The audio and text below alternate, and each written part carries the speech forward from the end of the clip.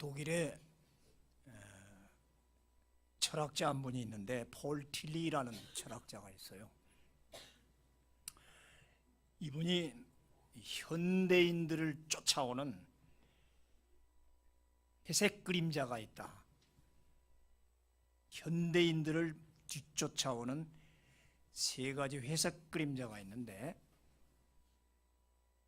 공허감이라는 그림자, 그 다음에 죄책감이라는 그림자, 그리고 불안감이라는 그림자가 있다.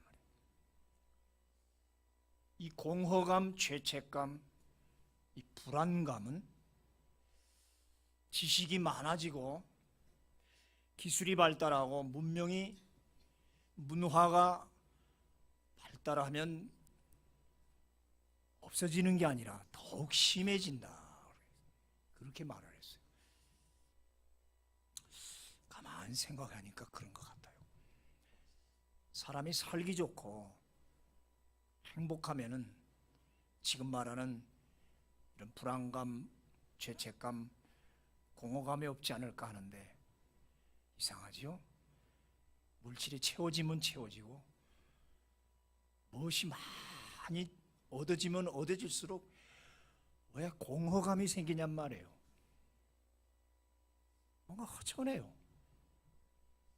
계속 뭔가 눌리는 죄책감과, 그러다 보니까 불안하기는 여전하고, 아니 더욱 심해지더라. 그건 우리가 실제로 느끼는 바예요. 오늘 이사야가 뭐를 말하냐면 이스라엘 백성에게 축복을 많이 줬거든요. 그래서 정말 너무 풍족해요. 부러울 게 없다고. 그런데 무언가 허전하고 무언가 불안한지 왕이 사신을 보내요. 애굽으로. 그래서 애굽에 가가지고 많은 재물을 낙타와 말에 싣고 엄청난 재물을 싸들고 애굽으로 가서 애굽 바로 왕에게 화친 조약을 맺는 거예요. 우리 서로 조약을 맺고 우리 서로 전쟁하지 말고 돕고 살자고.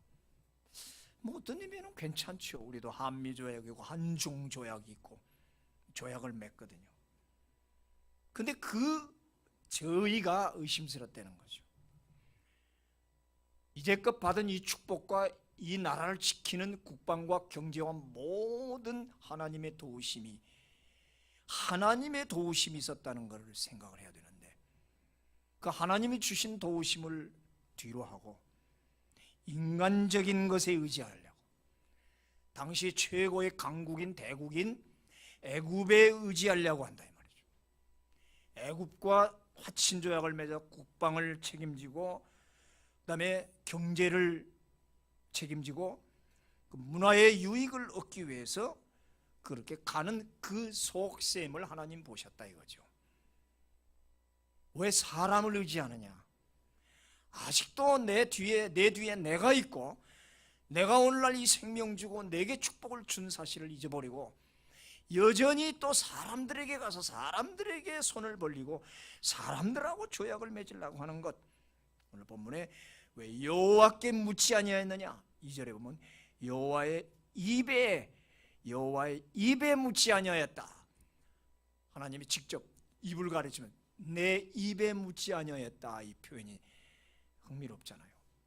그 말은 하나님의 입에서 나오는 말씀에 의지하지 않았다는 것을 내 입에 묻지 아니하였느냐. 영으로 할 생각을 안 하고 육으로 할 생각을 했다. 그래서 3절에 뭐라고 그러냐면, 그러므로 바로의 세력이 너희의 수치가 되어 애굽의 그늘의 피함이 너희의 수욕이 될 것이라. 너희가 의지하려고 믿고자 재물을 싸들고 가서 의지하려고 했던 그 바로의 세력이 나중에 너희의 수치가 되고, 너희가 애굽의 그늘 속으로 들어가려고 하는데 그 그늘이 아니라 너희에게 앞으로 큰 수욕이 된다. 사실 그렇죠.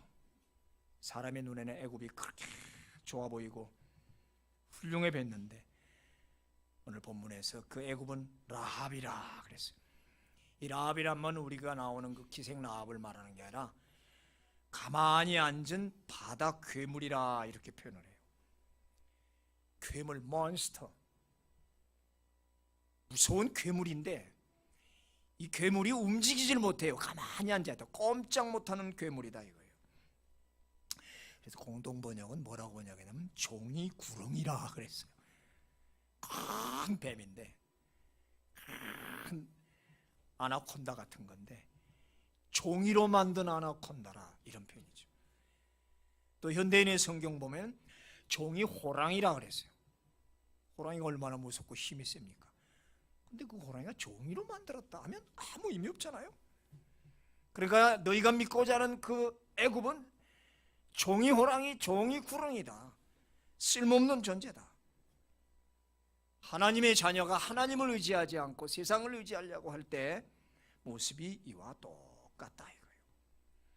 그래서 오늘 이사야 선지자가 다른 길을 오늘 제시하는 게 오늘 이야기인 거예요. 자, 너희는 이렇게 살아야 그 공허감과 죄책감과 불안감에서 벗어날 수 있다. 첫째, 너에게는 훌륭한 스승이 있다. 스승, 티처를 말해요. 우리에게는 아주 훌륭한 선생님이 계신다. 이 스승 모레이카라는 말을 우리 현대 번역으로 하면은 쉽게 말하면 멘토입니다. 멘토 알죠? 내가 문제가 생기고 외롭고 답답할 때는 찾아가서 물어볼 수 있는 우리 선생님들, 교수님들이 있잖아요. 인생의 어떤 스승들이 있다고요. 그럼 그분의 답변을 듣고 대화하고 나면 좀 속이 시원하고 풀리잖아요. 우리 진정한 멘토가 있다. 주께서 너에게 환난의 떡과 고생의 물을 주시나 내 스승은 숨기지 아니하시리니 내 눈이 내 스승을 볼 것이다. 첫째, 이 스승은 숨지 않으신 분이다 그래요. 숨는다는 말은 구석으로 피하다 그런 뜻이에요. 이 스승은 너의 어려운 문제를 닥치고 어떤 일을 닥치든지 구석으로 살짝 숨는 분이 아니라 항상 내 옆에 있는 분이다. 이런 말이 있어요. 사막이 아름다운 것은 그 어딘가에 오아시스가 숨겨져 있기 때문이다. 멋있는 말이야. 사막이 뭐가 아름다워요? 가도 끝이 없는 광활한 사막. 근데 실제로 자연 그 자체로 보면 너무 신비하고 멋있긴 해요. 근데 사막이 아름다운 것은 그 어딘가에 오아시스가 숨겨져 있을 것이라는 것 때문에 사막이 아름답다는 거죠. 우리에게 있는 스승님이 바로 그런 분이라는 거죠. 어딘가에 오아시스처럼 분명히 있다는 거예요.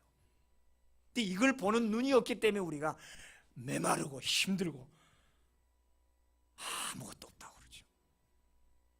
우리의 스승은 세상 사람들이 오아시스를 찾다가 신기루에 빠져드는 그런 환상적 존재가 아니다.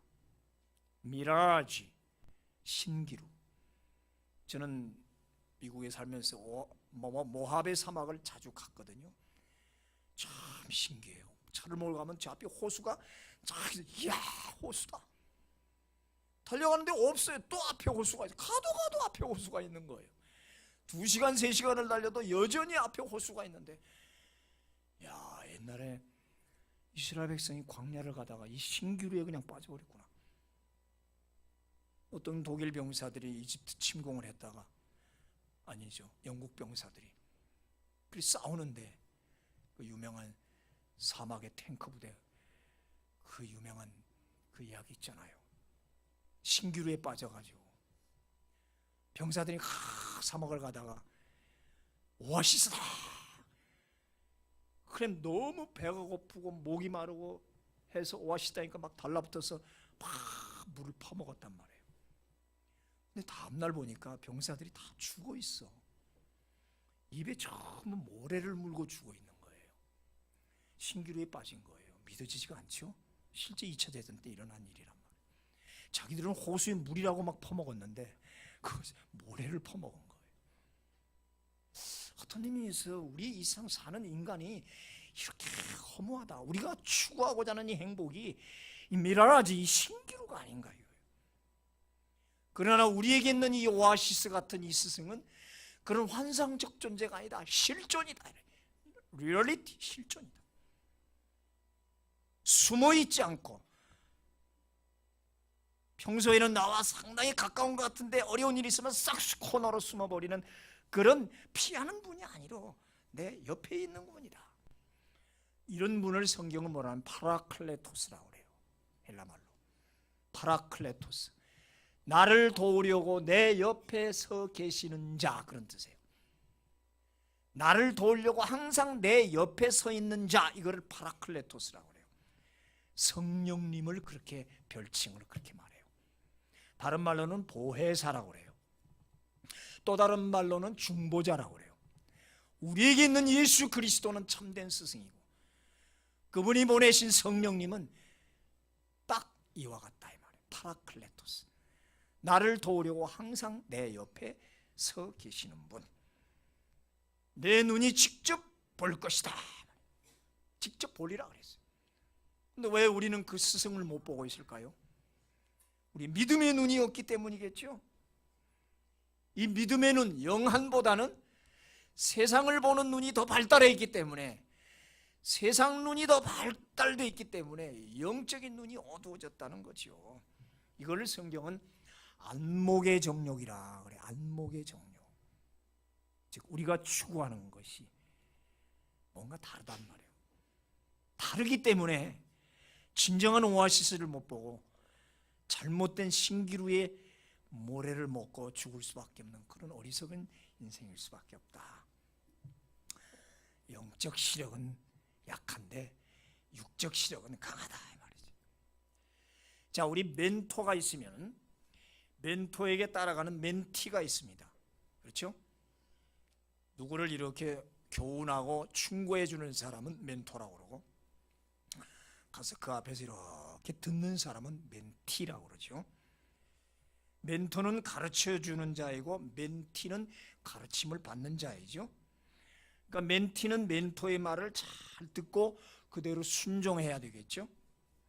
무엇보다도 멘티는 멘토를 존경해야 되겠죠. 나의 멘토를 존경하지 않으면 그건 멘토가 아니죠. 이미 존경하지 않는 멘토에게 누가 찾아가겠습니까? 그런데 이 세상에 많은 멘토들이 있는데, 세상 멘토들은 말은 많이 하는데 결국 그 끝은 허무, 결국 실망이더라 그 말이죠. 그런데 우리에게 있는 이 멘토는 뭐라고 말하냐면 21절에 너희가 우편으로 치우치든지 왼편으로 치우든지 내 뒤에서 말소리가 내 귀에 들려 이르기를 이것이 바른 길이니 너희는 이리로 가라. 턴어라운드, 돌아서라 이 말이에요. 오른쪽으로 가면 헤이 턴어라운드, 돌아서라. 왼쪽으로 가면 턴어라운드, 이쪽으로 돌아서라.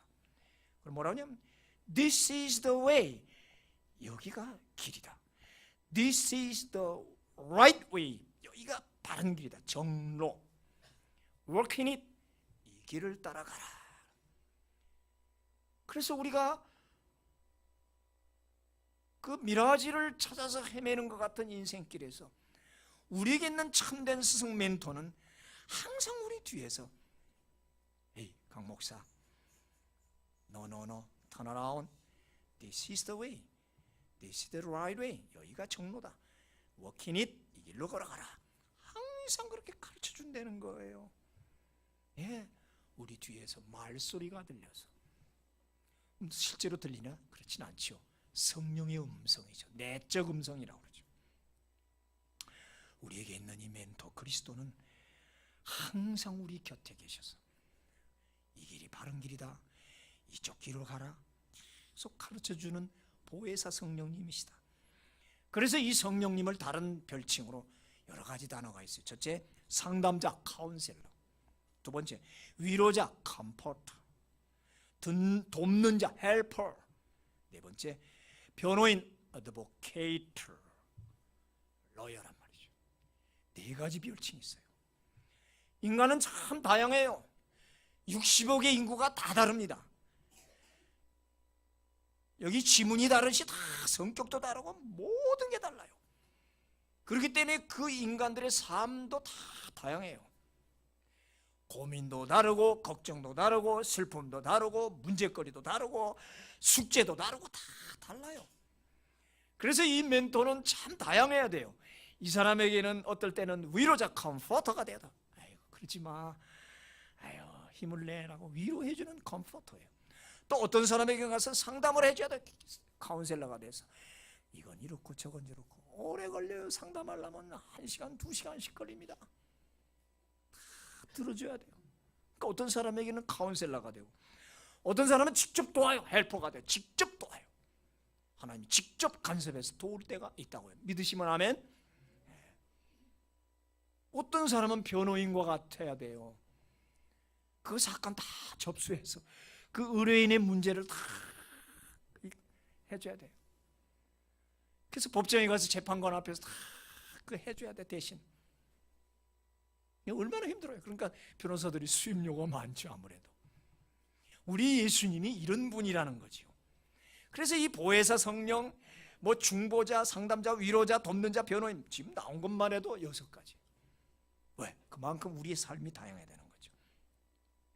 또 이사야 저 9장에 보면 그는 기묘자라고 그랬어요. 모사라고 그랬어요. 모사를 우리말로 말하면 책사예요. 유비헌덕에게, 삼국지에 유비에게 가장 훌륭한 책사가 누구였어요? 누구였어요? 잘한다. 제갈공명이죠. 제갈공명이 멋있는 책사였죠. 드디어 또 움직이기 시작한다. 땡큐. 그런데 어쩌면 그렇게 적절할 때 오셔서 위로하시고 눈물 닦아주시고 위기에 처했을 때 나타나 나를 건져주시고 도와주시는지. 그래서 아까 말하는 공허감과 자책감과 그런 어떤 불안감에 빠져 있어서 기도조차 못하고 끙끙대며 신음하고 있을 때 하나님이 와서 내 옆에 계시더란 말이에요. 강 목사 힘내라, 김 집사 힘내라, 박 집사 용기를 내라. 그러면서 말없이 내 옆에서 기도를 해주더라고. 실제 로마서에 그랬잖아요. 말할 수 없는 탄식으로 기도해 주는 분이 옆에 있어요. 성령님이. 믿으시기 바랍니다. 지금 이 순간 예배드리고 있는 여러분 옆에서 성령님이 막 탄식으로 기도해 주고 있어요. 재판장이신 하나님께 한 번만 용서해 주세요. 우리 이 친구가 큰 죄인은 아니에요. 실수를 했어요. 하나님 한 번만 용서해 주세요. 우리 예수님의 십자가의 큰 못자국, 창자국을 보면서 아버지 하나님께 지금도 기도하고 있다고요. 죄 있는 자리에서도, 내가 실수하고 지금 죄악의 자리에 있을 때도 우리 성령님 옆에서 막 눈물로 기도해주고 있다고. 얼마나 고마운지 몰라. 우리 세상에 죄 짓는 사람도 죄나 짓거나 말거나 할 겁니다. 절대 우리 하나님은 포기하지 않으시는 분이에요. 죄 있는 자리까지 따라가서 그러면 안 돼, 나와, 빨리 나가자고, 여기 있으면 안 돼, 나가자고. This is the way. 이쪽이 길이야, 일로 가. 참 이분은 세상에 수많은 멘티들을 거느리고 있어요. 이 60억 그 중에 하나님의 자녀인 수많은 멘티를 다 품에 안는다고. 그 품이 얼마나 넓으신지. 목사라는 멘티도 안고 있고, 전도사 멘티도 안고 있고, 권사님 멘티도 안고, 다 우리 아람이까지 다 껴안고 있다. 근데 멘티는 우리가 보세요. 멘티는 우리가 싼 티를 내는 거예요. 싼 티. 얼마나 우리가 영광스럽고 존귀한 존재. 우리 기도하잖아요. 우리 신앙의 명가를 만들어 주시옵소서. 아니 말은 명가라고 해놓고 자기는 왜 싼 것에 운막으로 들어가는지 모른단 말이에요. 사람들. 싼 티 내지 말자 이 말이죠. 멘티가 된다. 예. 세상의 멘토는 잠깐이면 되지만 어려움에 처하면은 나 몰라 하더라고요.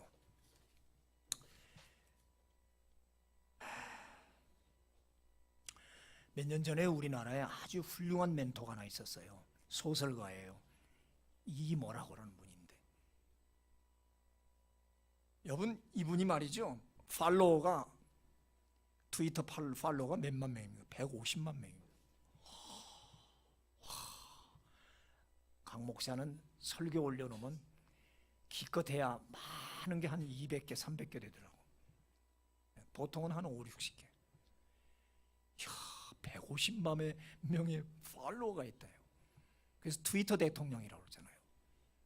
인기 최고죠. 모든 젊은이가 참 그 사람의 매일 그 메시지를 듣고 댓글을 달고 막 위로를 받고 힘을 내고 진짜 대통령이에요. 트위터 대통령. 대단한 사람이죠. 근데 그분이 진정 이 150명의 멘티들을 다 아우르고 진정한 멘토가 되어 있었을까?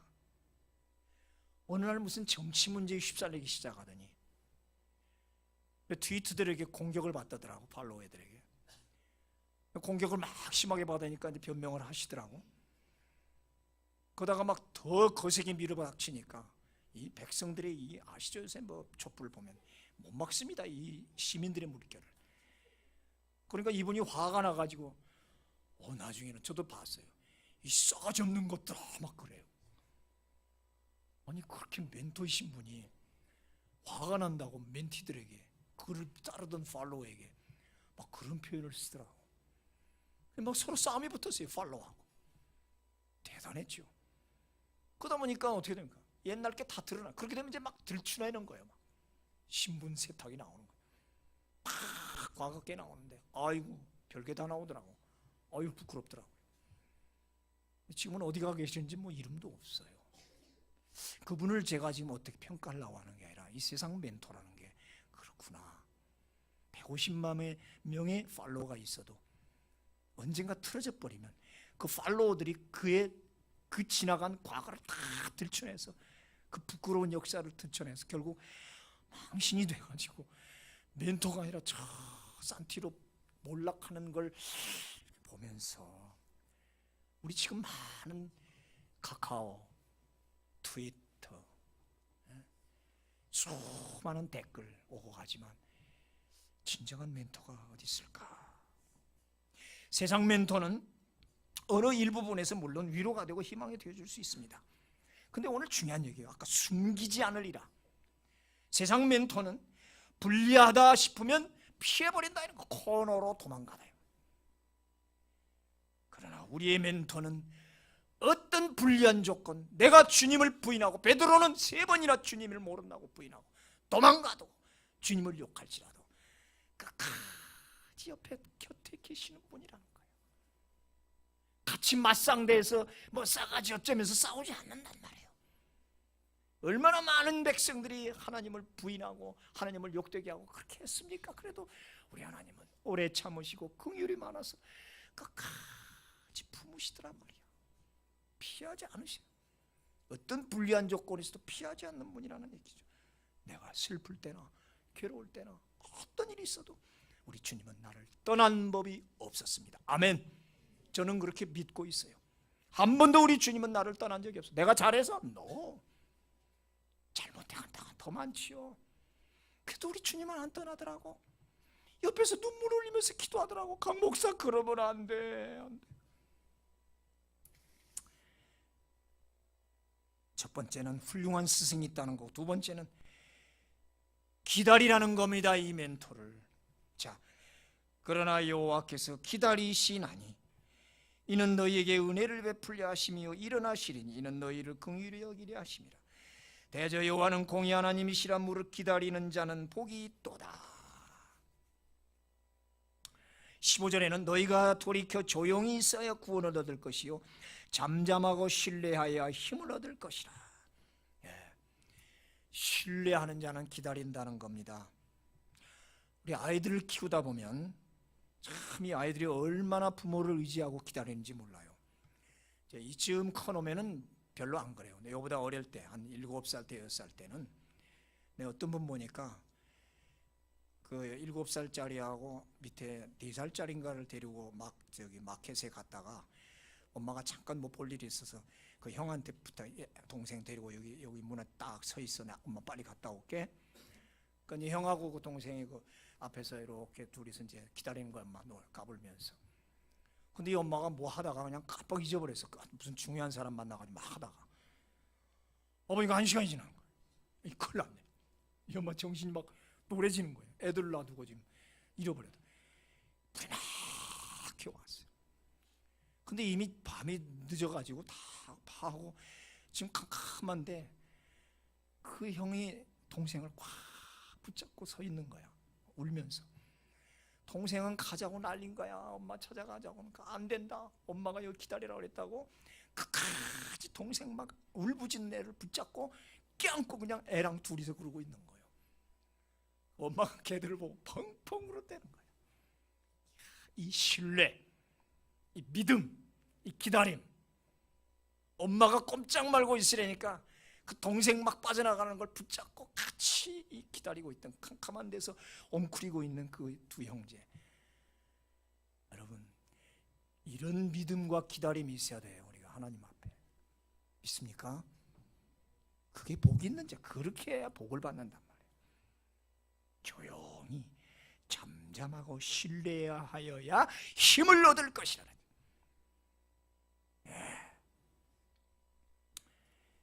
왜? 하나님이 언젠가 은혜와 긍휼을 베풀 날이 온다. 하나님이 언젠가 일어나실 때가 온다. 거기 분명히 얘기했고, 지금은 환난과 20절에 보면 떡과 고생의 물을 주시나. 하나님이 훈련을 시키기 위해서 어떨 때는 환난의 떡과 고생의 물을 먹이실 때가 있어요, 우리에게. 그러나 언젠가는 하나님이 일어나시고 뭐 영원토록 그렇게 고생하게 하시지 않는단 말이에요. 2016년까지는 혹 그래 왔을지라도 신년을 맞이한 2017년에 하나님이 일어나실 줄 믿습니다. 돌아오실 줄 믿습니다. 그 순간엔 기다리라 이거예요. 하나님 그래서 우리를 그렇게 시험하는 거 아니겠어요? 얼마나 나를 사랑하는지. 아브라함이 바로 이삭을 바칠 때 그 시험이 그거 아니에요. 얼마나 네가 나를 사랑하는지. 하나님은 살아계신 인격이요, 천국은 실존이에요. 하나님에는 실패가 없어요. 지금은 가만히 시험하고 있지만 언젠간 일어나실 때가 온다는 얘기죠. 하나님은 정의 하나님, 하나님은 편견이 없어요. 인간 멘토처럼 이랬다 저랬다 해서 멘티들을 혼란하게 하는 사람이 아니에요. 이런 말이 있어요. 엠 뮬러라는 사람이, 강한 자만이 살아남는 게 아니라 살아남는 자가 강한 자다. 우리는 강한 자가 살아남는다고 알고 있지요. 근데 참 멋있는 말 하잖아요. 살아남는 자가 강한 자라는 거예요. 피투성이라도 살라. 끝까지 살아남기를 축원합니다. 죽는다는 게 아니라 쓰러지고 포기하지 않는다. 기다리고, 하나님 기다리고 죽기까지 기다려봐라. 살아있는 자가 결국 강한 자다. 세 번째, 마지막으로 이사야는 이런 스승을 믿고 이런 스승의 말을 순종해서 바른 길을 갈 때 큰 축복을 받았다. 세 번째는 받는 축복에 대해서 얘기합시다. 오늘 아침 새벽에는 축복을 몇 가지 선포했죠? 10가지 선포했습니다. 10가지. 많기도 많아. 그 받는 축복 연이어서 지금 하는 거예요. 올 송구영신 메시지하고 지금 이어지는 겁니다. 먼저 자연의 축복, 소유의 축복.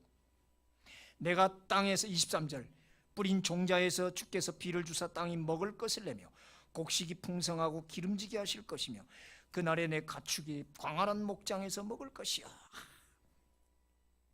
더 말할 거 없죠.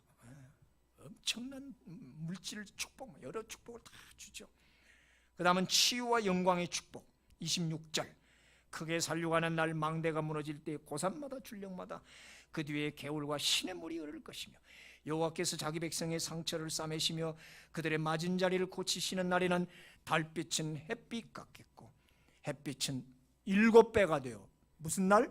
7날의 빛과 같으리라. 할렐루야. 우리 앞에 원수가 엎드러지고 그의 자랑하던 것들이 무너질 때 산마다 시냇물이 흐르고 그 시냇가에는 시절을 쫓아 과실을 맺고 백성의 상처를 하나님이 싸매주신다. 아침에 설교했잖아요. 상처, 이 쉐베르란 말은 부서지고 망가지고 골절, 실패 그런 뜻이에요. 2016년까지 우리 많은 상처 있습니다. 지금 마음의 상처, 육신의 상처, 사업의 상처, 가정의 상처, 부부관계의 상처, 골절되고 실패가 있었습니다. 하나님이 오늘 싸매어 주신다. 하바시 붕대로 감는다 그랬죠? 붕대로 싸매어 주신다. 맞은 자리 마치란 말은 타박상을 말해요. 얼마나 두드려 맞았던지 막 온몸이 타박상이고 심한 상처를 입었어요. 마음으로, 정신적으로. 이런 영육 간의 심한 상처를 하나님이 라파 여호와 라파 고쳐주신다. 회복의 날, 신년의 날인 줄 믿습니다. 이제 우리는 달빛은 이제 햇빛처럼 밝아집니다. 옛날에 달빛 떴던 사람은 햇빛처럼 되고, 햇빛은 이제 7날의 빛처럼 빛나게 된다는 겁니다. 7날의 빛, 오늘 하루에 비친 그 빛이 7개가 모이면 어떻게 될까요? 옛날에 제가 태양에 머무르라 할 때 얘기했어요.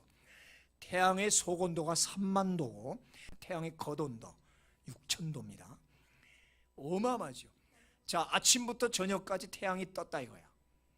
그 6,000도의 그 열과 빛이 지구를 향해 비치잖아요. 그 12시간 비치는 광도가, 그 광도가 7개로 묶었다 이거. 이런 하루 종일 비치는 이 엄청난 빛이 7개가 모여졌으면 얼마나 빛나겠어요. 그럼 더 들어가서 태양의 광도를 누가 말한대? 정확한 건 아니지만 100와트짜리 전구를 1억 개를 묶었어요. 100와트짜리 전구를 1억 개를 묶은 빛이래요. 그게 다 아니에요. 그 묶음이 40만 개예요. 100와트를 묶어서 1억 개를 묶어놓고 그게 또 묶음이 40만 개예요. 40만 묶음. 천문학적 숫자라서 가면 어떻게 생각도 안 해. 그런 밝은 빛이 하루 비친 것이 7개로 모였으면 얼마나 방야말해, 얼마나 그 열이 뜨겁고 얼마나 생명력이 있겠어요.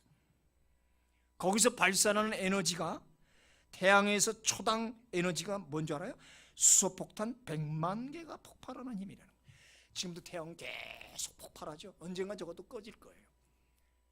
계속 수소폭탄 터지듯이. 실제로 수소폭탄이 헬륨이니까 계속 터져요. 그 힘이 100만 개가 한 번에 터지는 그 에너지가 발산되는 게 7날이야. 어때요?